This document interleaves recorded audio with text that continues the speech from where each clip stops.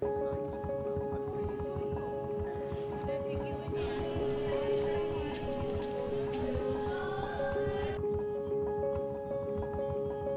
today, this Raahgiri event, is all about really changing the way we think about our streets. You know, the streets are for people, and there needs to be much more priority on protecting pedestrians and vulnerable road users, providing the kind of safe transport that's needed in cities. All of those kinds of messages are really important, and actually all of these messages are also part of the 1.8 billion campaign for young people. I think we often overlook the fact that the SDG summit and agenda is about the future, and young people are the future.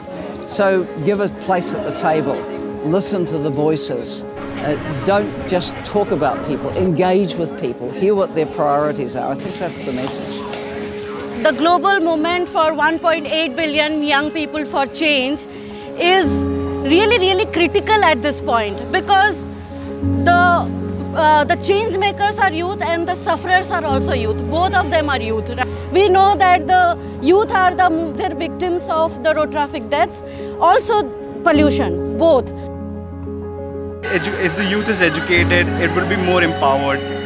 There will be like the crime rates or the rape or that won't happen. Like the self-defense classes that were going there. There's a lot of uncertainty. Like students don't really know what they want to do. But rather there are predefined, traditions, like I am an engineer, so my son will be an engineer, or things like that. Or they get railroaded into doing things that they don't want to do.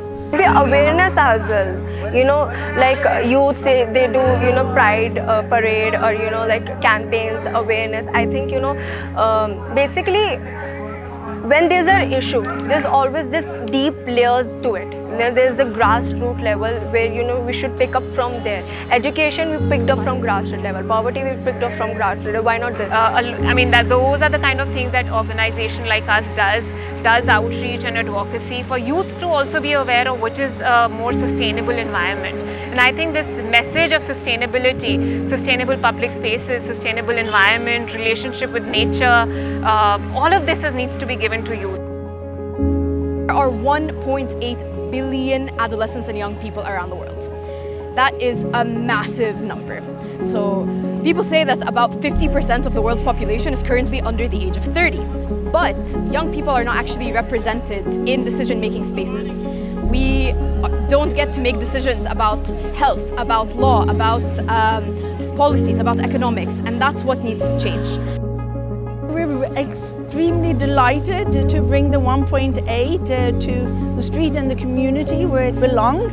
It is led by the people, for the people. This is a global movement, and it is something that young people have to lead and really show a leadership in.